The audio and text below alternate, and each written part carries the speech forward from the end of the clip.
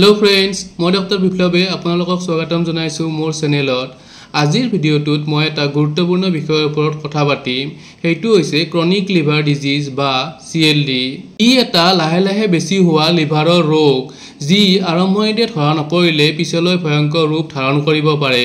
সেয়েহে জানি লওঁ আহক CLD কি, ই কিয় হয়, ইয়াৰ লক্ষণবোৰ কি কি আৰু ইয়াৰ পৰা কিদৰে ৰক্ষা পাব পাৰি।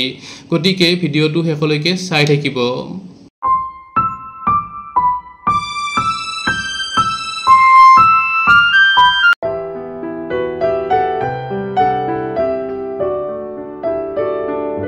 প্ৰথমতে জানো আহক ক্ৰনিক লিভাৰ ডিজিজ বা CLD মানে কি তাৰ বিষয়ে। এইটো হৈছে লিভাৰৰ এটা দীঘলীয়া ৰোগ, যি 6 মাহ বা তাতকৈ বেছি সময় ধৰি চলি থাকে। ইয়াত লিভাৰৰ কোষবোৰ লাহে লাহে নষ্ট হয় আৰু ফাইব্ৰোসিস বা চিৰোসিস হোৱাৰ সম্ভাৱনা থাকে। আপোনালোকে ধৰি ল'ব পাৰে যে ই এটা নিঃশব্দ হত্যাকাৰীৰ দৰে, যি কোনো লক্ষণ নোহোৱাকৈ আগবাঢ়ে আৰু শেষত বহুত জটিলতাৰ সৃষ্টি কৰিব পাৰে।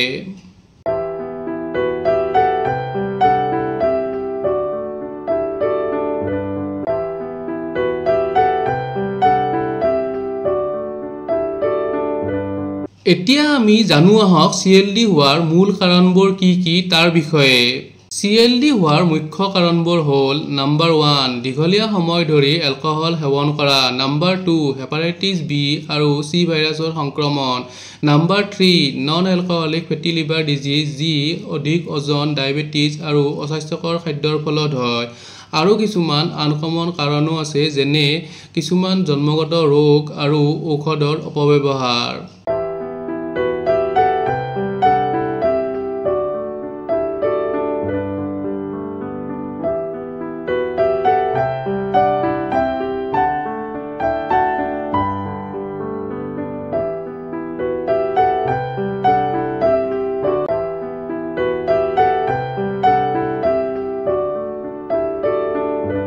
প্ৰথম পৰ্যায়ত এই ৰোগৰ প্ৰায় কোনো লক্ষণ দেখা নাযায়, কিন্তু সময়ৰ সৈতে ভাগৰ লগা, ক্লান্তি, অলসতা, পেট ফুলি থকা অনুভৱ, জুই জ্বলি থকা অনুভৱ আৰু বমি বমি ভাৱ, ছাল আৰু চকু হালধীয়া পৰা, স্মৃতিভ্ৰষ্টতা, মূৰ ঘূৰোৱা, এইবোৰ লক্ষণ দেখিবলৈ পোৱা যায়।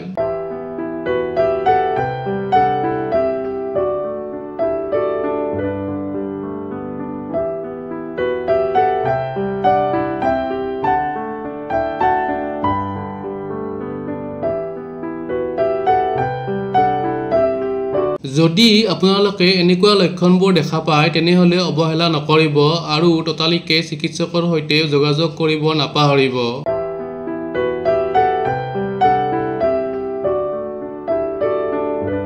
CLD ধৰা পৰাৰ বাবে কিছুমান সাধাৰণ আৰু কিছুমান বিশেষ পৰীক্ষা কৰিব লগা হয়। এইবোৰ হ'ল LFT বা লিভাৰ ফাংচন টেষ্ট, আল্ট্ৰাছাউণ্ড আৰু ফাইব্ৰোস্কেন, হেপাটাইটিছ B আৰু C টেষ্ট, আৰু কেতিয়াবা MRI বায়োপসি আদিও কৰিব লাগিব পাৰে। এই পৰীক্ষাবোৰৰ দ্বাৰা জানিব পাৰি যে লিভাৰত কিমান ক্ষতি হৈছে।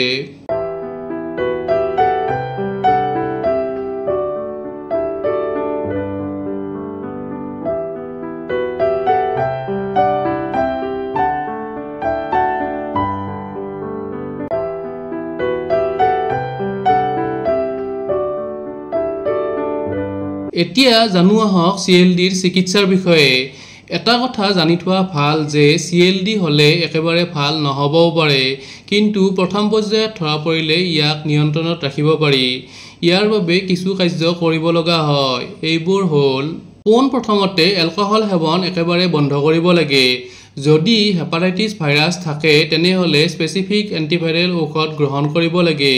ফেটি লিভাৰ থাকিলে ওজন নিয়ন্ত্ৰণ আৰু খাদ্যৰ পৰিৱৰ্তন কৰিব লাগে।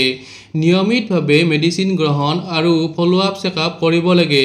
শেষ অৱস্থাত লিভাৰ ট্ৰান্সপ্লেণ্ট একমাত্ৰ বিকল্প হৈ পৰে।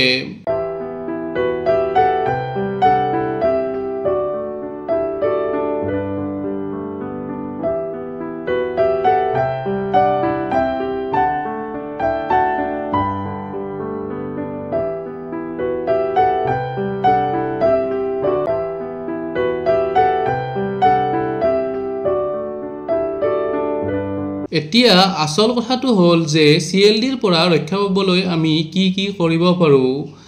এলকহল সম্পূৰ্ণৰূপে ত্যাগ কৰিব লাগিব হেপাটাইটিছ ভাইৰাছৰ টিকা ল'ব লাগিব ওজন নিয়ন্ত্ৰণত ৰাখিব লাগিব নিয়মিতভাৱে ব্যায়াম কৰিব লাগিব বছৰত এবাৰ লিভাৰৰ পৰীক্ষা কৰিব লাগিব এইবোৰ সৰু সৰু অভ্যাসে আপোনালোকক বহু ডাঙৰ বিপদৰ পৰা ৰক্ষা কৰিব পাৰে